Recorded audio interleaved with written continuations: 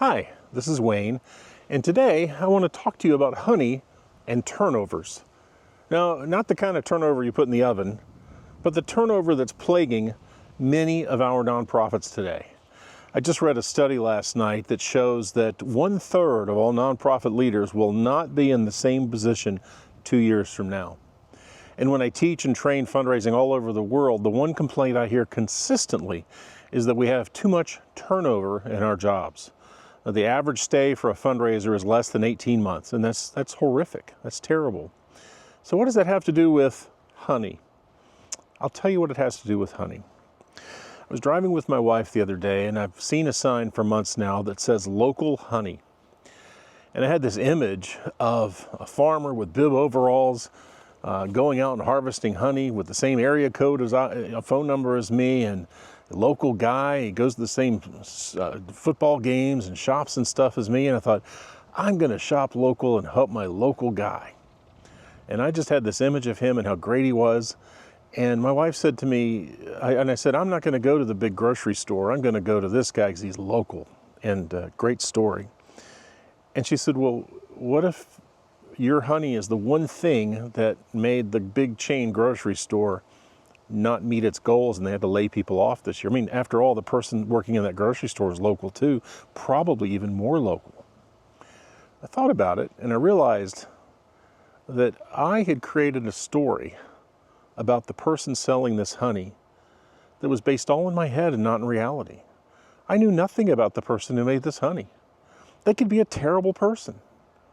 But in my mind, I said, you know what, the local guy's got great signs, and I want to support the local guy and not the big mass grocery store, which, by the way, the huge grocery store that we go to is also based 50 miles from here, so it's actually local.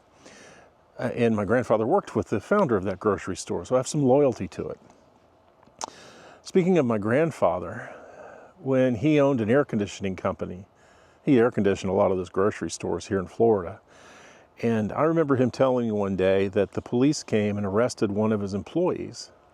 Turns out that one of his employees had committed one of the most heinous and horrific acts and murders in Tampa history. It was horrible, and he was actually found guilty and electrocuted in Florida's electric chair. My grandfather would have never hired the guy had he known. There was no indication at all that this was such a horrible person. And in the same way, I have a friend that worked with Ted Bundy, who was a security guard of all things. Ted Bundy, by the way, in case you don't know, also one of the most prolific serial killers in the country, also killed in Florida's electric chair. Do we create stories about people we're hiring? Do we look at something on their resume? Do we look at their names? Do we look at anything about them and say, I know them because I see this on their resume and I'm going to hire them? And we overlook other things, or we fill in gaps with what we want to see. We want to see the local guy in bib overalls selling honey. Or do we hire people for who they really are? Yesterday, a friend asked me, he said, Wayne, why are you so successful at a fundraiser? I'll conclude by giving you this story. I used to teach paralegals how to be paralegals. And it was the first day of class, and I always introduce myself to the students, and I get to know them, they get to know me, because we'll be working closely together for the semester.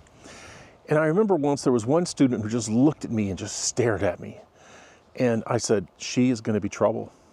She hates me, and she is just going to be a pain the whole semester. And I'll do my best to get along, but it's going to be a hard semester. Semester went on, and she didn't talk much during the semester. Didn't get to know her very well. She was very quiet.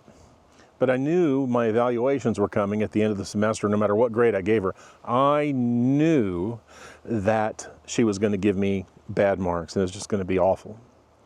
Well, the last day of class came, and they threw me a surprise party just to say end of the semester, thank you. And she baked a cake for me, not out of a box, but from scratch. And she got together with some other people and said, you know, I've enjoyed this class so much that you're our Mr. Opus. At the time, Mr. Holland's Opus was in theaters. I'm dating myself. And you're our Mr. Holland's Opus. You're Mr. Holland to us. And she made this cake, and she was so sweet and wonderful. I wonder what happened to her. I wish I'd kept in touch. But I'd painted a picture of her that was totally untrue based upon first impressions. When we hire people, whether they're fundraisers or CEOs or board members, we have to look deeper and find the real person below the resume. And when we do, they will stay because we've hired the right person for the right reasons. We didn't hire somebody that fit our narrative or our story or what we thought about that person. Get to know people. It's worth it. I held out hope that that person in that front row who gave me that death stare would be a great student. I was scared she wouldn't be.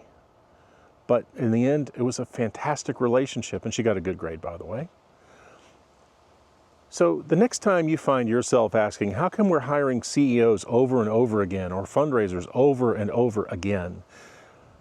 Maybe it's not the fundraisers the problem, it's the way we hire them that is. That's my thought for today. This is Wayne Olson. If I can help you with your questions or training, I do a lot of training of fundraising staff all over the country and world. Just give me a call. My website is wayneolson.com. I hope this has been helpful for you. Have a great day.